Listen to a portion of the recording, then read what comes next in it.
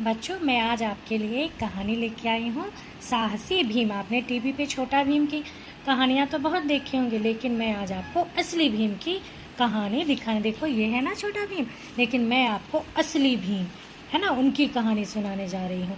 ये बात बहुत पुरानी है, मतलब ये महाभारत काल की बात है। ठीक है।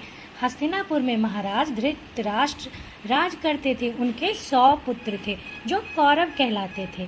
कौरवों में दुर्योधन सबसे बड़े थे। धृतराष्ट्र के छोटे भाई थे पांडु। पांडु के 5 पुत्र थे, युधिष्ठिर, भीम, अर्जुन, नकुल और सहदेव। पांडु का पुत्र होने के कारण वे पांडव कहलाते थे। युधिष्ठिर पांडवों और कौरवों में सबसे बड़े थे। कौन सबसे बड़े थे? युधिष्ठिर, है ना। सभी राजकुमार साथ साथ खेलते और उनके गुरु थे द्रोणाचार्य। उनसे वे शिक्षा भी ग्रहण करते। युधिष्ठिर से छोटे भीम खूब मोटे तगड़े और बलवान थे। फिर क्या, खेल खेल में वे राजकुमारों को खूब तंग किया करते थे। कौन? हाँ, भीम। वे कभी कभी 4-5 राजकुमारों को लेकर पानी में कूद पड़ते और देर तक उन्हें पानी में डुबकी खिलाते। जब वे रोते चिल्लाते, फिर वो उन्हें अपने पीठ पर निकाल के बाहर कर देते। शरारती थे वे, है ना। बच्चे तो शरारती होते ही हैं। उसके बाद यह भीम का खेल था। उनके मन में किसी के लिए कोई बैर भाव नहीं थे। दुर्योधन मन ही मन में भीम से बहुत जलता था। जैसे जैसे भीम बड़े होते गए, वे और अधिक निडर तथा साहसी बन गए। गदा युद्ध में उनका सामना कोई विरला ही कर पाता। कहते हैं भीम में 10,000 हाथियों का बल था। एक बार की बात है, दुर्योधन की ईर्ष्या और वैर के कारण पांडवों को अपनी माता कुंती के साथ जंगल में रहना पड़ा। कहाँ रहना पड़ा? देखो, जंगल में रहना पड़ा। ठीक है।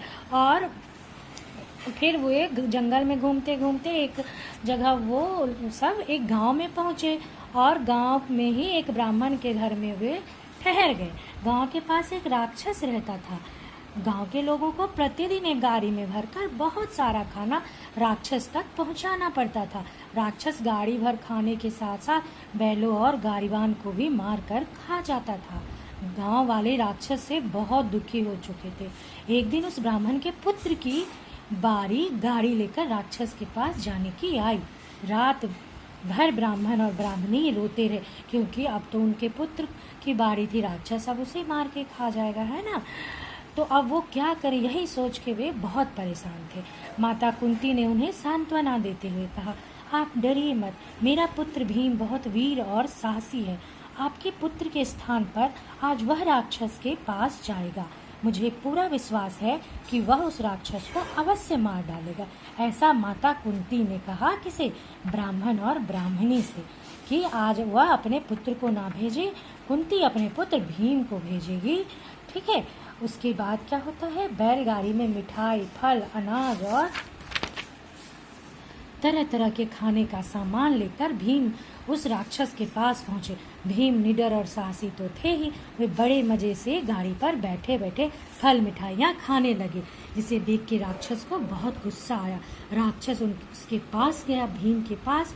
जैसे ही राक्षस उसे मारना चाहा कि भीम, जिनके पास 10,000 हाथियों का बल था, उन्होंने राक्षस को गदा के प्रहार से मार डाला।